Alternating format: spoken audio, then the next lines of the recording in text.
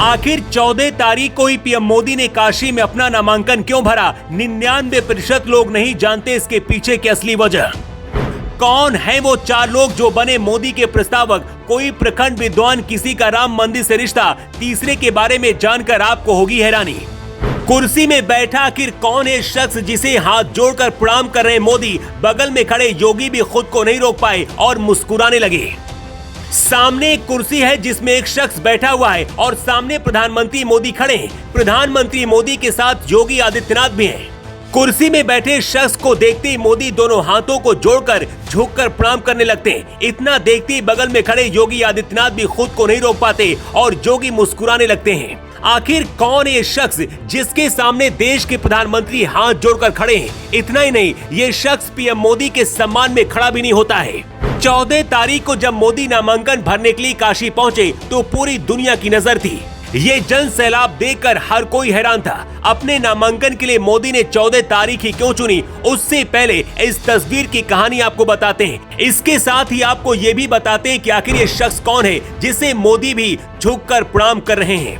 मोदी जब नामांकन का पर्चा भरने के लिए खड़े थे तो उनके आसपास एसपीजी के जवान और खुद योगी आदित्यनाथ भी खड़े थे, लेकिन एक अफसर था जो पूरे समय उनके सामने बैठा था। ये अधिकारी कोई और नहीं बल्कि रिटर्निंग ऑफिसर है।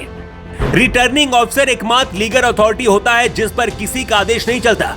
रिटर्निंग ऑफिसर किसी भी व्यक्ति के सामने नहीं खड़ा होता है, फिर क्यों ना उसके सामने देश का चाहे प्रधानमंत्री आ जाए।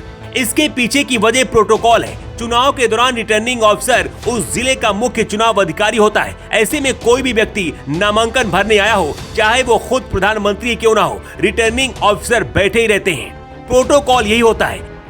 ऐसा ही कुछ यहाँ पर भी हो रहा है। रिटर्निंग ऑफिसर सामने बैठे हैं और पीएम मोदी सामने खड़े हुए हैं हाथ जोड़कर। अब इस तस्वीर को देखिए। जब राहुल गांधी रायबरेली में अपने परिवार के साथ नामांकन भरने गए थे, उस दौरान भी सोनिया गांधी, प्रियंका और राहुल गांधी खड़े थे और रिटर्निंग ऑफिसर सामने बैठे हुए थे।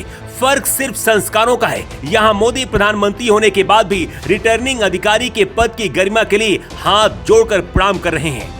प्रधानमंत्री के प्रस्तावक कौन होंगे, इस पर करीब 15 दिन से मंथन हो रहा था। पहले 50 लोगों के नामों की एक लिस्ट बनाई गई, उसके बाद इसमें से 18 कुल नामों को छांटा गया, जिसके बाद अमित शाह के साथ मिलकर मोदी ने तय किया कि उनके 4 प्रस्तावक आखिर कौन होंगे।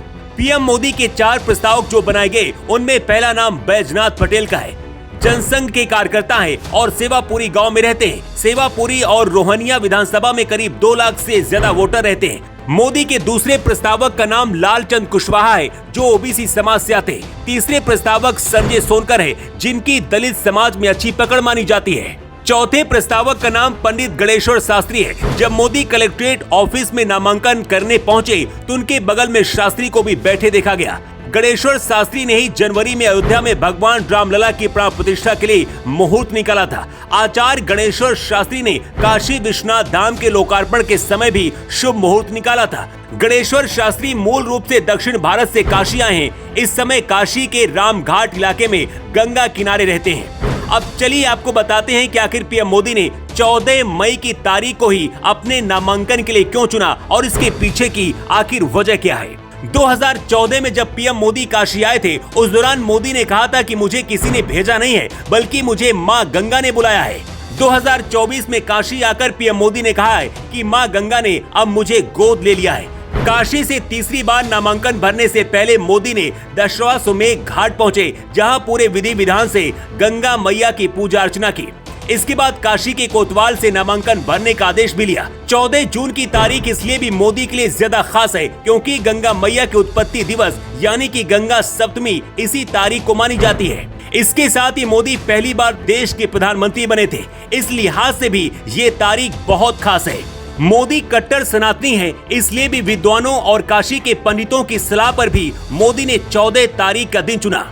वैसे आपके हिसाब से 2024 में कौन प्रधानमंत्री बनेगा, राहुल गांधी या फिर पीएम मोदी? अपनी राय कमेंट करके आप जरूर बताएं। Bureau report.